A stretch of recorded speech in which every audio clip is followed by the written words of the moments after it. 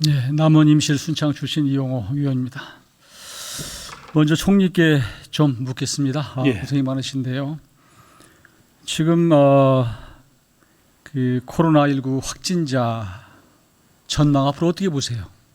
지금 어느 정도 좀 소강 국면에 들어갔습니까? 이 전망을 잘못 말씀드리면 또 낙관론이라고 얘기할 수도 있고요. 그래서 사실은 말씀드리기가 굉장히 조심스러운데 제가 며칠 전에 매우 조심스럽습니다마는 이 그 변곡점에 희망이 보인다 이렇게 말씀을 했었거든요. 며칠 전에 한 2, 3일 됐는데 이제 제가 매우 조심스럽다고 하는 전제를 붙이고 또 변곡점이 보인다고 하는 게 아니고 변곡점에 희망이 보인다 이렇게 말씀을 드렸는데도 거기에 대해서 이제 이게 낙관론이다 뭐 이렇게 시비가 걸렸는데 하여튼 지금 대구는 조금 이렇게 상태 꺾인 상태이고요.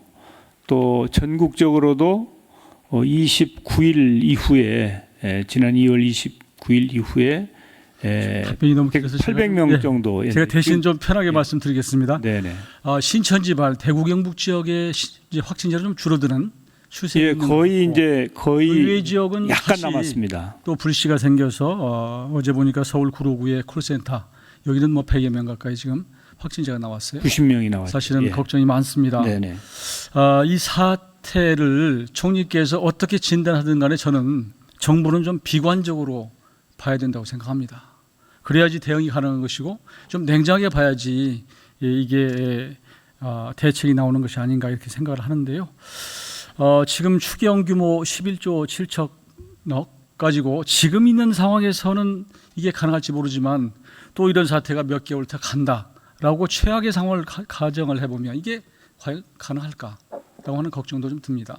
또 다른 추경이 또 나와야 되질까 하는 그런 생각을 해보는데요. 그건 이제 그것대로는 정부가 대응할 것이고 다만 이게 좀 더 확산이 되고 확대가 되면 이 총선 문제는 또 어떻게 됩니까? 좀 정부 좀 생각 좀 해보셨습니까? 정부에서는 어떻게든지 더 이상 확산이 되어서는 안 되고 철저하게 방어를 해야 되겠다는 생각을 가지고 있고요. 총선 문제는 뭐 지금까지 그 정부에서 총선을 어떻게 한다든지 하는 것은 검토해 본 적이 없습니다. 행안부 장관도 같은 말씀이십니까? 전혀 혹여라도 더 확산이 되면은 총선 문제를 조금 아직까지 뭐 행안부 차원에서는 검토한 적이 없습니다. 네, 알겠습니다. 본 의원은 그동안에 이 코로나 사태와 관련해서 당장은 이제 감염 확산을 막는 일, 또 치유하는 일이 중요하지만 동시에 근본적인 대책도 세워야 된다고 저는 밝혀왔습니다. 그 대안으로 제가 말씀드린 것은 공공의료 대학입니다. 그동안 감염이나 외상, 분만, 응급 등 필수 의료 분야이지만 이 의사들이 기피하는 분야가 있거든요. 이것을 국가가 좀 양성을 해야 된다. 그래서 그 기관을 만들어야 된다고 주장을 해왔는데요. 안타깝게도 2015년도 메르스 사태도 이런 얘기가 제기가 됐고 감염 쪽. 그런데도 불구하고 감염내과 전문의가 그에 별다른 변화가 없습니다. 질병본부 내에 보면 그 당시에 2015년도에 한 명이었는데 한 명 늘어나서 2명 됐고요. 또 출입국 시설 검역소에는 감염내과 전문의가 아예 없습니다. 또 세종시와 경북에는 1명, 그리고 수도권의 대부분 70%가 몰려 있고 또 수도권 외에 11개 광역지자체에는 감염내과 전문의 수가 5년 전과 동일합니다. 그래서 저는 이렇게 근본적인 대책을 세워야 할 때 정부가 꼭 소잃고 요양간을 고치야 되는 잃고라도 고쳐야 되는데 소잃고 요양간도 못 고치는 사태를 지금 계속하고 있다라고 지적하지 않을 수 없습니다. 지금 앞으로도 감염내과 전문의는 좀 부족할 것이라고 생각합니다. 왜냐하면 의사들이 많이 기피하고 있기 때문에요. 그래서 그동안 이제 정부 여당이 이 공공의료대학 설립에 대한 법안을 제출했는데 사실은 제출해놓고 정부가 그동안에 너무 나몰라라 하는 거 아니냐라고 하는 비판이 있습니다. 어떻게 생각하십니까?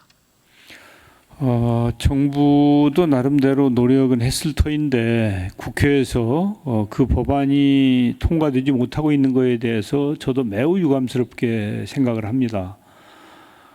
과거에는 국회가 그래도 그 마지막에는 다수결의 원리가 작동을 했는데 지금은 이제 그런 게 작동을 하지 않아서 한두 사람이 반대해도 결과적으로는 입법이 이제 불발하는 사례에 대해서 저는 참 이건 적절치 않다고 생각하고요.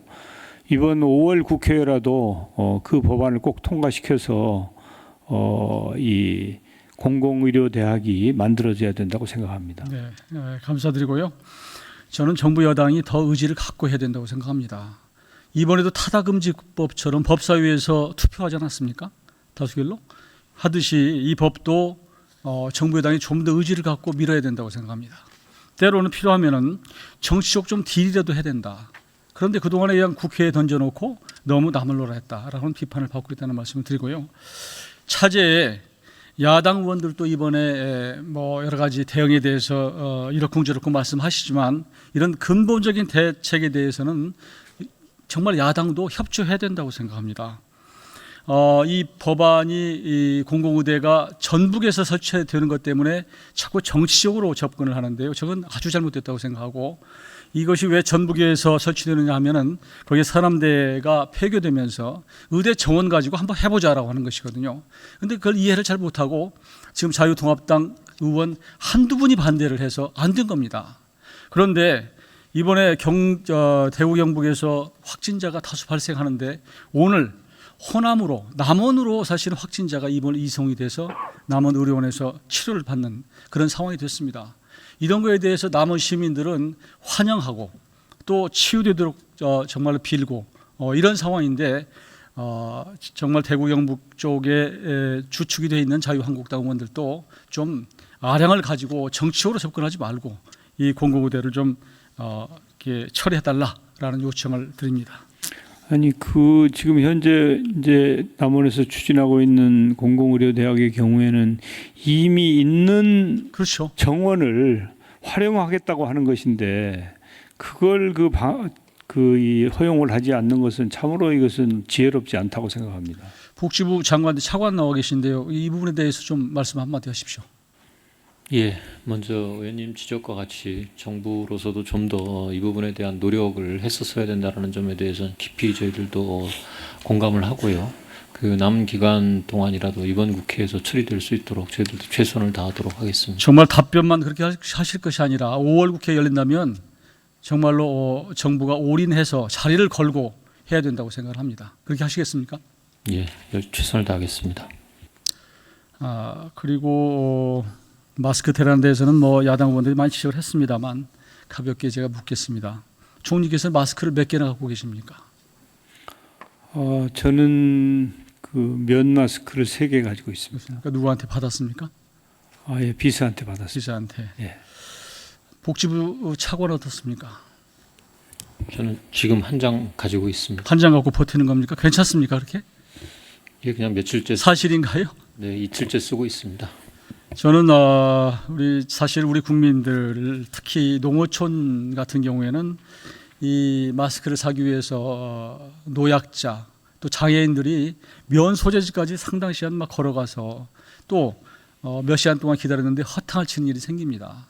그런데 이게 어떻게 보면 정부가 너무 지나치게 아니면 또 일부 언론이 공포감을 주어서 그런지는 모르겠습니다만 마스크 이 부분에 대해서 좀 잘못 오도된 측면도 있다고 생각합니다. 그러다 보니까 이제 과수요가 생긴 측면도 있고요. 그러다 보니까 이제 저 같은 경우에는 그 지리산 밑에가 지역구인데 지리산 밑에서 산속에서도 마스크를 쓰고 다니는 일이 생긴다 그런 말씀을 드리고요. 다만 이 마스크 공급에 대해서 정부가 좀 더 세심하게 대응하지 못한 것에 대해서는 제가 지적을 드리지 않을 수 없습니다. 예.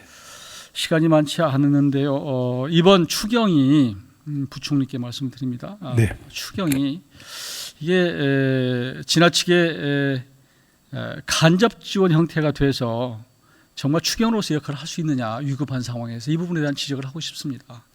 대부분 대출이자 지원이고 또 영세 사업장 대출 확대고 이런 거란 말이에요. 그래서 일부에서는 이제 재난 기본소득 이런 걸 줘야 된다고 요구를 하는데 이 상황을 좀 예, 의원님 아시는 것처럼 저희도 직접 지원이라고 표현이 될지 모르겠지만 이제 소비 쿠폰이라든가 돌봄 쿠폰처럼 또 지역사랑 상품권을 여러 가지 형태로 지원하도록 하는 등 그런 형태로 지원하고자 노력을 많이 했다는 말씀을 드리고요.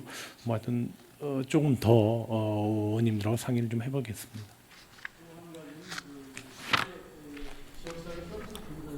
네, 네.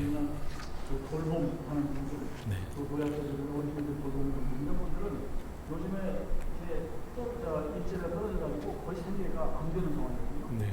그분들의 대상이 전국적으로만 이 부분에 대한 대책이 좀안 됩니다.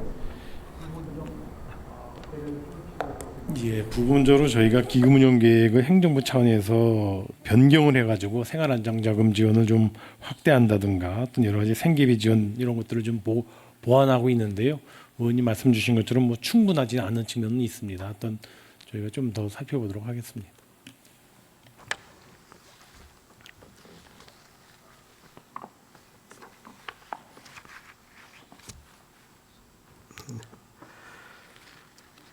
네, 존경하는 이용호 의원님 수고 많으셨습니다. 다음은 경기 광주을 더불어민주당 임종성 의원님 질의해 주시기 바랍니다.